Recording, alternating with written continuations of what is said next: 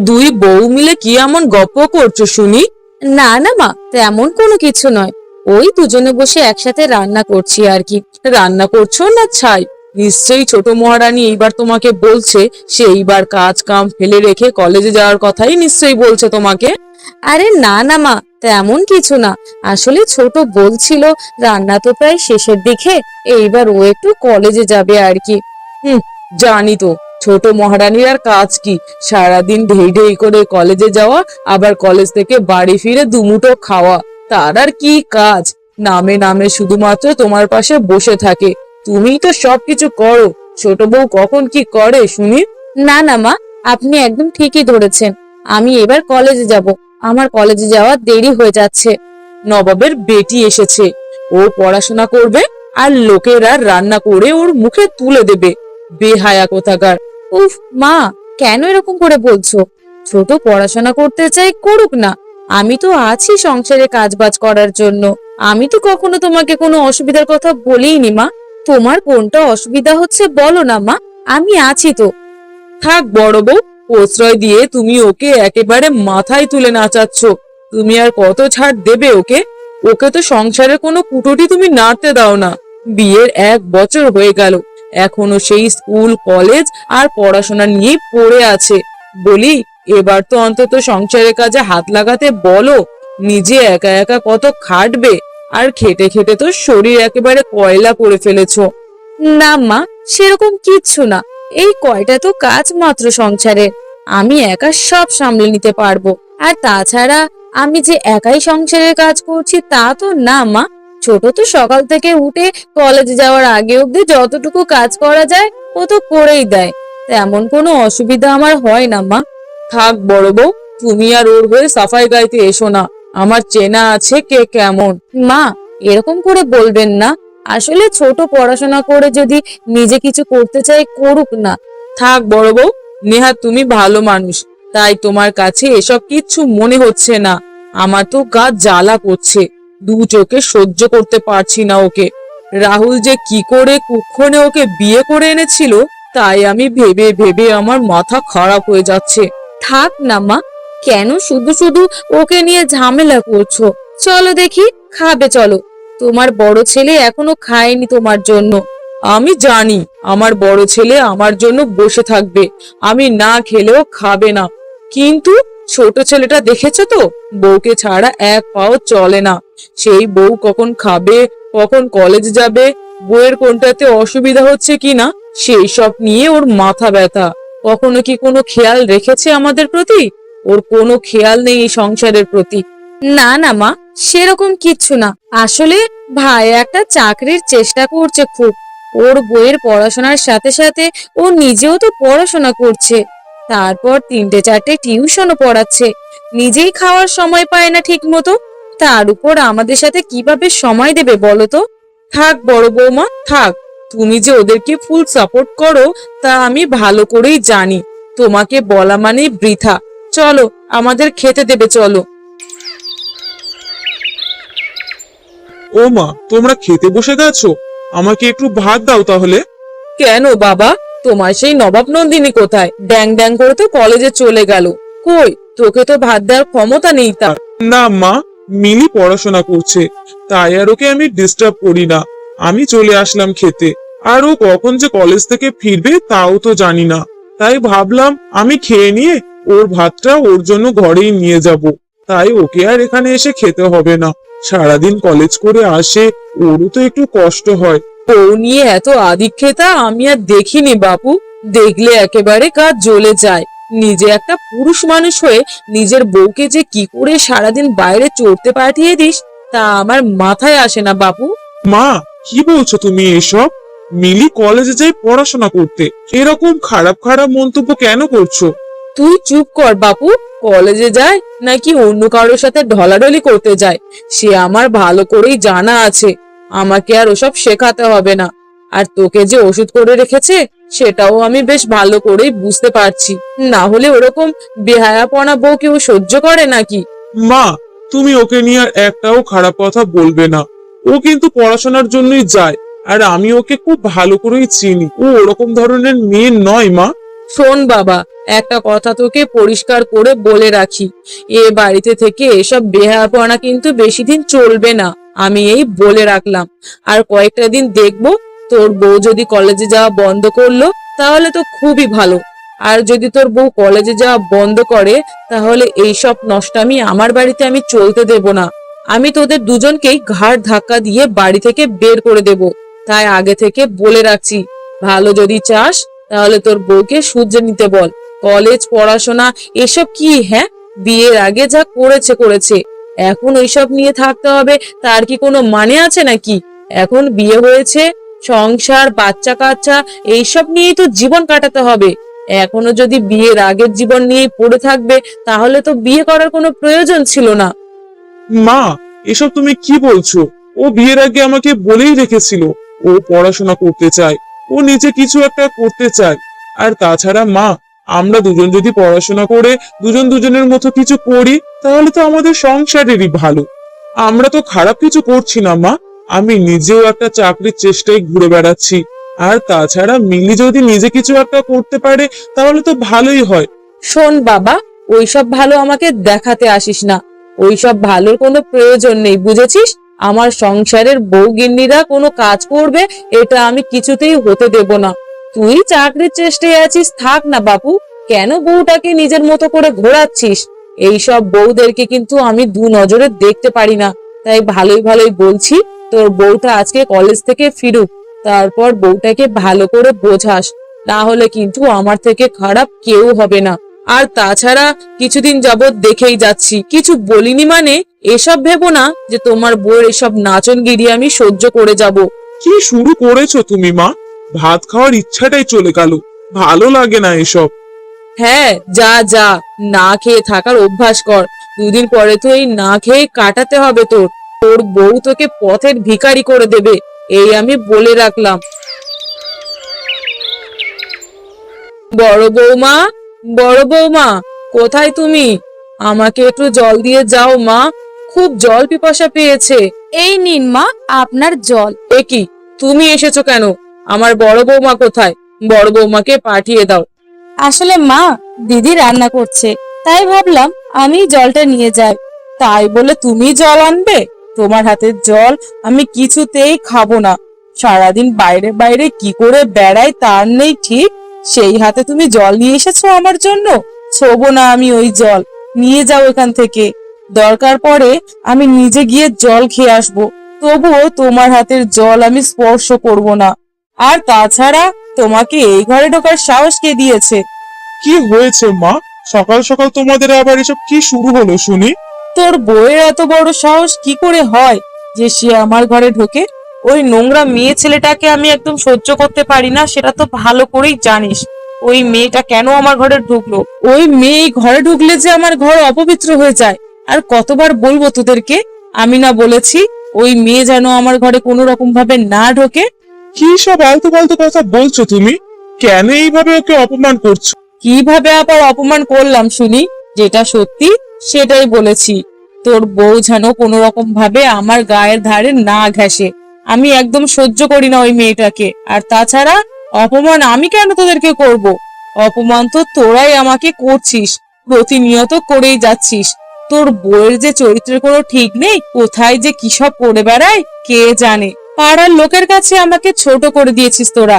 লজ্জায় আমি আর মুখ দেখাতে পারি না কারো কাছে। এটা কেমন কথা মা? পাড়ার লোকেরা কেউ এমনটা ভাবে না।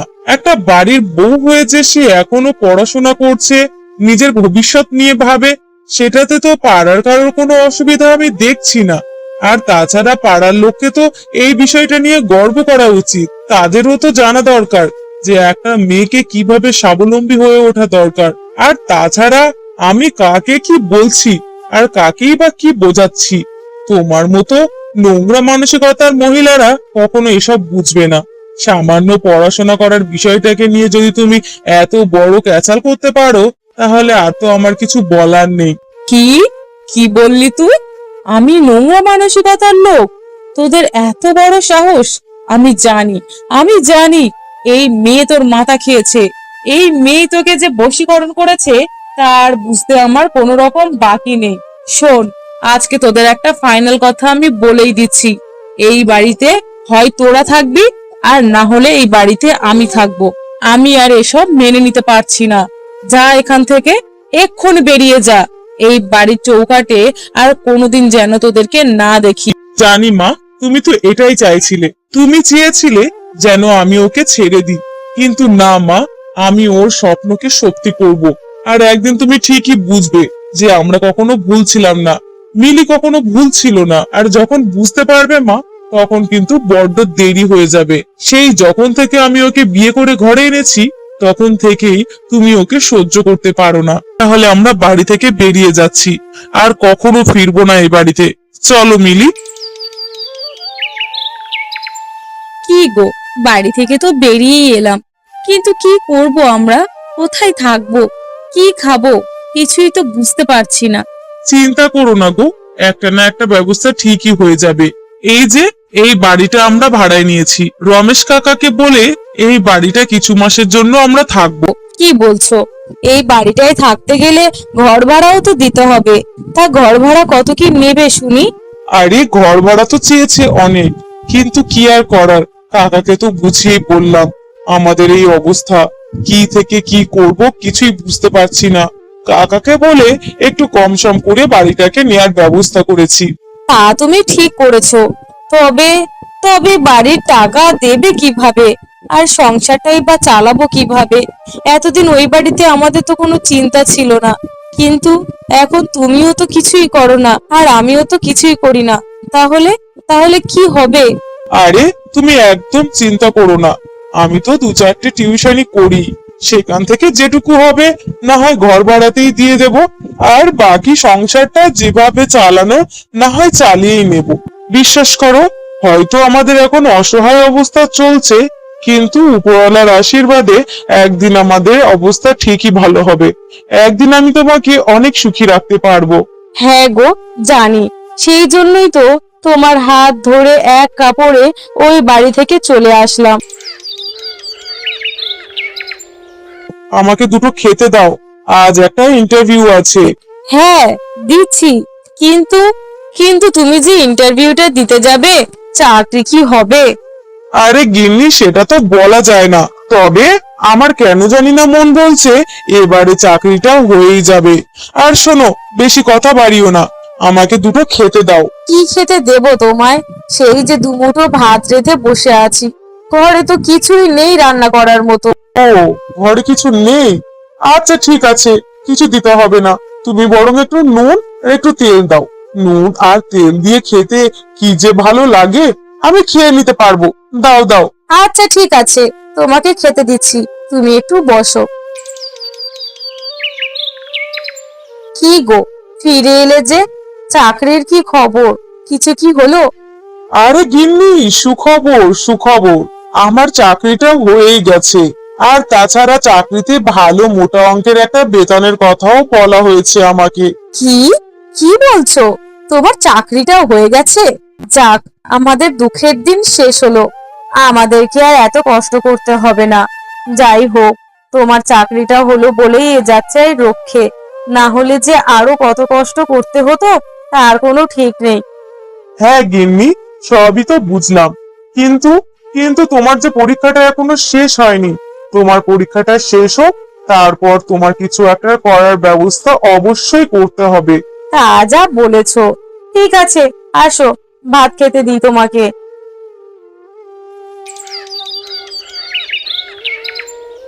আরে রাহুল দাদা যে, তোমার সাথে কিছু কথা ছিল। ছোট্টু যে, কি হয়েছে বলো, কি কথা বলার আছে? তোমার মা বাবা যে ভীষণ কান্নাকাটি জুড়ে দিয়েছে, তাদেরকে যে কোনোভাবেই থামানো যাচ্ছে না। তারা যে শুধুমাত্র তোমাকে আর তোমার বউয়ের কথায় বারবার বলে চলেছে। তোমরা কি যেতে পারবে এই বাড়িতে? কি বলছো? মা আমাদের কথা কেন বলছে? কি হয়েছেটা কি? তা তো জানি না কি হয়েছে, তবে ওখানে গেলেই বোঝা যাবে। তোমার মা তো কিছুই বলতে চাইলো না। আমি ওইখান দিয়েই যাচ্ছিলাম, তোমার মায়ের কান্নার আওয়াজে ভিতরে গিয়ে দেখলাম তোমার মা বাবা দুজনেই কান্নাকাটি করছে, কিন্তু কি হয়েছে কিছুই বললো না। শুধু বলল আমার ছোট ছেলে আর ছোট বউকে যেভাবেই হোক ফিরিয়ে নিয়ে আসো। না ছোট ভাই, আমি আর ফিরে যাব না। যে বাড়িতে আমার স্ত্রীর সম্মান নেই, সেখানে আমি কি করে ফিরে যেতে পারি? আর তাছাড়া আমার মা যেভাবে আমাদেরকে ঘর থেকে বের করে দিয়েছে, সেই বাড়িতে আশা করি আমাদের আর কোনো প্রয়োজন হবে না। তুমি বরং চলে যাও, গিয়ে আমার মাকে জানিয়ে দিও আমরা আর ওই বাড়িতে কখনোই ফিরবো না। এটা তুমি কি বলছো? মা বাবা কেন কাঁদছে, কি হয়েছে কিছুই তো জানি না। আর আমাদেরকে বা কেন ডাকছে তাও তো কিছু শোনা হলো না। চলো না গো, আমরা গিয়ে দেখি কি হয়েছে ওদের, কেনই বা আমাদেরকে ডাকছে। না মিলি, আমি আর ওই বাড়িতে যাব না। যাওয়ার হলে তুমিই যাও। তুমি কি ভুলে গিয়েছো যে মা তোমার সাথে কি আচরণ করেছে? প্রতিনিয়ত তোমার সাথে কেমন ব্যবহার করতো? শোনো না গো, ওসব তো আমার কিছুই মনে নেই। আর খারাপ ব্যবহার তো তোমার সাথে করেনি, খারাপ ব্যবহার তো আমার সাথে করেছে। আর রাগ করে থেকো না, চলো আমরা বরং যাই, গিয়ে দেখি কি হয়েছে। কি হয়েছে মা? কি জন্য কাঁদছো তোমরা? বলো তো দেখি খুলে। আর বলিস না বাবা, তোর বড়দা আর বড় বৌদি আমাদেরকে এইভাবে যে ঠকিয়ে চলে যাবে আমরা কোনোদিন কল্পনা করতে পারিনি। কি বলছো? বড়দা আর বড় বৌদি ঠকিয়েছে মানে? তোমার আদরের বড় ছেলে আর আদরের বউ তো তোমার চোখের মণি, তাহলে তোমাদেরকে ঠকালো কিভাবে শুনি? আমাদের সব শেষ হয়ে গেছে রে বাবা, সব শেষ হয়ে গেছে। আমাদের আর কিছুই নেই রে বাবা, আমাদেরকে উদ্ধার কর তুই। কেন মা, কি হয়েছে? বাবা, তোর বড়দা আমাদেরকে পথের ভিখারি করে দিয়ে চলে গেছে রে বাবা। মানে কি বলছো কি তোমরা এসব? হ্যাঁ রে খোকা, তোর বড়দা আমাদের যেখানে যা জায়গা জমি ছিল সব নিজের নামে লিখে নিয়ে বাড়ি ছেড়ে চলে গেছে রে বাবা। কি বলছো তোমরা এসব? তোমাদেরকে এই অবস্থায় ফেলে রেখে ওরা দুজনে চলে গেছে? কিভাবে করতে পারলো এটা? মা, কি বলছো এসব? দিদি এমন কাজটা করেছে? ওই দিদিকে দেখে তো এমনটা কখনো মনে হয়নি যে দিদি বা দাদা কখনো এরকম কাজ করতে পারে। হ্যাঁ গো বৌমা, এটাই করেছে। আমরা যে অসহায় হয়ে পড়েছি, তোমাদের পায়ে ধরছি বৌমা, আমাদেরকে তোমাদের কাছে নিয়ে চলো, তোমাদের পায়ের কাছে একটু ঠাঁই দাও আমাদেরকে। এ মা, ছি ছি, এরকম ভাবে বলো না, এতে আমাদের পাপ হবে। এছাড়া আর কি বলবো আমি বৌমা? কোন লজ্জায় আমি তোমাদের কাছে মুখ দেখাবো? একদিন আমি বিনা কারণে তোমাদেরকে এই বাড়ি থেকে বের করে দিয়েছিলাম, আর এখন এমন একটা দিন এসেছে আমরা নিজেরাই মাথা গোঁজার ঠাঁই পাচ্ছি না বৌমা।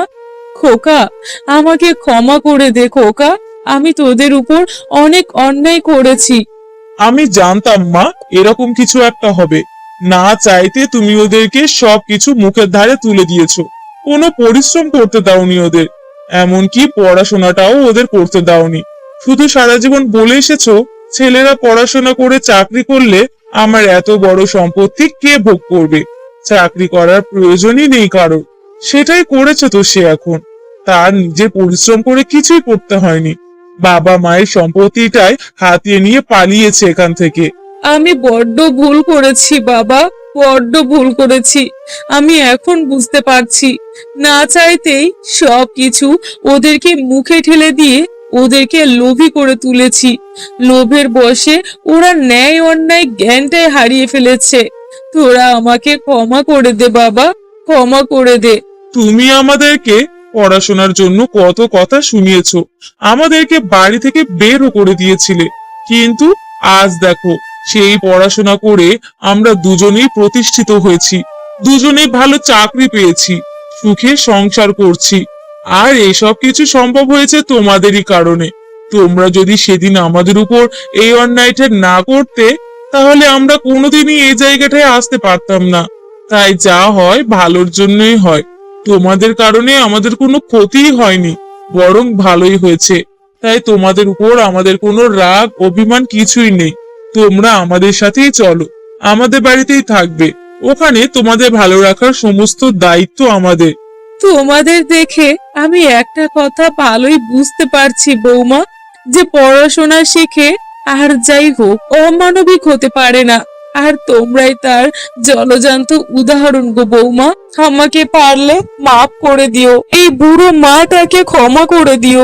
আমি তোমাকে কত অপমান করেছি, কত কথা শুনিয়েছি, কিন্তু না, আজ বুঝতে পারছি তুমিই ঠিক ছিলে। না মা, আর ক্ষমা চাইবেন না। মানুষ মাত্রই ভুল হয়, আর আমাদের মনে কোনো রাগ অভিমান কিছুই নেই। আপনারা আমাদের মা বাবার সমতুল্য। আজ যদি আপনাদের জায়গায় আমার মা বাবা থাকতো, কখনোই আমি তাদেরকে ফেলে দিতে পারতাম না।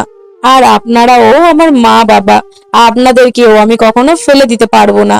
আপনারা আর একদম ভাববেন না, আপনারা আমাদের সাথে থাকবেন। চলুন।